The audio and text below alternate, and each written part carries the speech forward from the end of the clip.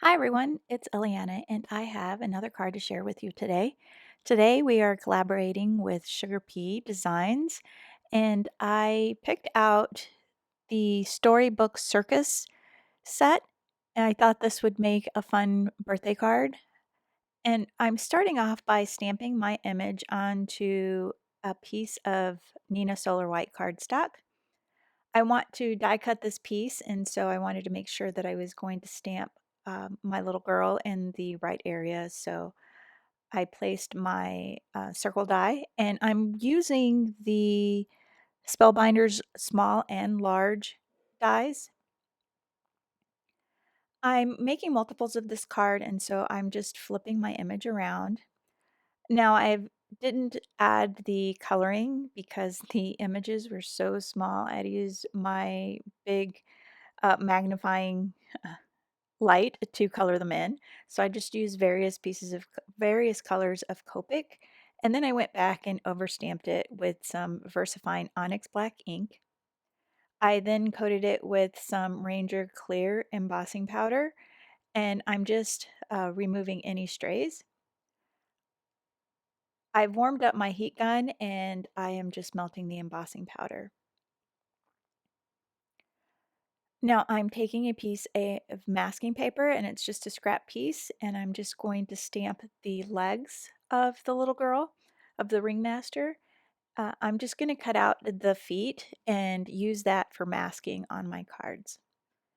I ended up making 6 of these cards. I thought it would be a fun card to have for kids. Um, you always want to make them something fun, and I just really liked the way that my first card turned out, so I went back and made multiples. I fussy cut around the masking paper and now I'm just adding it to my image, and now I'm going to place the pedestal that she's on, and I'm just going to overlap the feet just a little bit so that it appears that she's standing on top of it. And for this one, instead of stamping it in Memento, coloring it in, and then going back and doing the Onyx Black, I decided that I'm going to try this. Uh, so I'm stamping it with the VersaFine Onyx Black ink, and then I'm embossing it.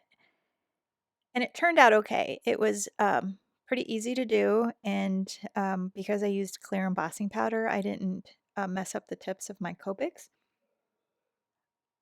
And so now I'm just going to heat set it. And I wanted to test this out first before I did all of them. And so it turned out okay. So it saved me a little bit of time by doing this. It's a little bit harder to color right next to the line, and I'm sure for the smaller details it would be a little bit harder, but for now it worked. So now I'm taking my smaller of the dies and I'm just cutting out um, the image, and I just centered it. And for the background, I'm using this Paper Tray Ink gold cardstock. It's not like a metallic-y gold, it's more of a yellow gold, and it was very subtle. I tried it with the regular traditional gold foil, and I really didn't, I thought it was too bold, and so I settled for this Paper Tray Ink gold cardstock.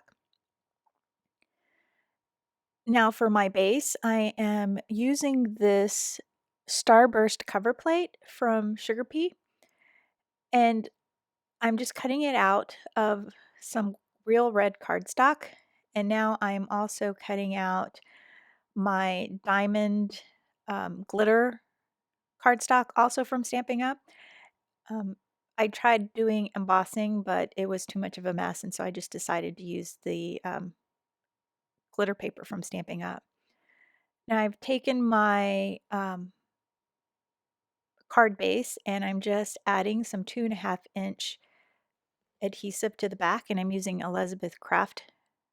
And it's a lot easier to do it this way rather than having to add pieces of adhesive or add glue to each of the little pieces. So I'm carefully pushing out all of the pieces. I don't want to get them out of order because then it's going to be too much trouble to put the puzzle back together. I'm adding the base, and it doesn't have to be perfect because I'm going to trim the edges off. And once that's complete, I'm going to go back with the glitter paper and I'm just going to pop those pieces back in. You can get 2 cards out of this because you're going to just use the opposite piece. So when this is done, I'm going to add that um, big piece to my second card front, and then I'll add those red pieces into it. So now I'm taking my big trimmer and I am just trimming off the edges. I did add some MISTI rulers to my trimmer, so that's the pink that you see there. I just like to see the measurements, and so I added those on there so that I could line the little pieces a little bit better. And I had trouble trimming this. I mentioned before that I just have trouble cutting in a straight line. I haven't found a trimmer that could fix that problem for me, and so um, I ended up having, because there's so many layers, I ended up having like a little overhang, and so I just took my file and I tried to sand it off. And so then I switched over to my Fisker's guillotine trimmer just to get that little piece off. And finally, um, I'm almost done, so I'm trying to file off that little stray piece too. And now that I have a straight edge to cut, I could cut the rest of the panel. I think that's why I like using my Lawn Fawn rectangle dies so much, is because it cuts it everything in a straight line. And so this was the inspiration piece that I had first seen, and it's from this little pad of pattern paper from Sugar Pea. It's Life is a Carnival. And each one of those is exactly 4¼ by 5½. And so I just took the 2 pieces that were in that paper pad set and I cut them out, just because I wanted to just use that uh, cut into my stash. So I've trimmed it down just a little bit smaller so that I could have a black frame around it. I have a piece of card base of an A2 card, and I'm just adding the fronts to it.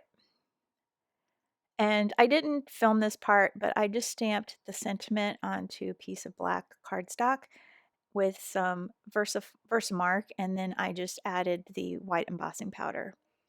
I've trimmed them down, and then I'm just taking my scissors and fishtailing the ends. And now I'm going to assemble all my cards. So now I've added foam to the back of my sentiments. And this was the first card that you just saw here that I tried coloring it onto it and I messed it up. So that's how I came up with the idea of adding the circle die, was because I messed up that first card. Now I'm adding the ringmaster to the front of the card with some foam. And now I'm adding the uh, banner across, and I'm just adding foam to the edges because it's going to layer on top. So I just put a little bit of ATG across the middle where it's going to go under her feet. Now I'm adding some adhesive to my card base. You could stop here if you want, but I wanted to add some more color to it, and so I cut out um, the scalloped rectangle with the same paper that I used to mat the ringmaster. So it's the paper tray ink. And now I'm just going around and looking for any places where I may have gone outside of the line. I'm just using my gel pen to cover those up, and you won't be able to tell that I went outside the line. My kindergarten teacher will be proud. And if you get any stray marks, you can use your sand eraser to sand them off. I'm adding a little bit of multi-matte medium, and I'm going to add these pretty pink posh confetti to it. And I'm using my crystal katana, and if you ever have trouble picking anything up with your crystal katana, what I noticed is if you just twist the tip between your fingers, it warms up the wax that is used for the tip, and it'll help you pick things up. And here are the completed cards. So I have one that is with the glitter paper from Stamping Up, and the other one is just white cardstock. And then the third one is the pattern paper from the Life is a Carnival paper pad.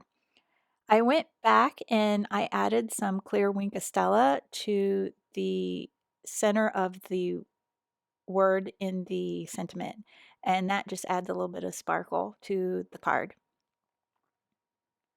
Thanks so much for watching. I hope you've enjoyed this video. Please be sure to hit the subscribe button and give it a big thumbs up. Have a great day. Bye.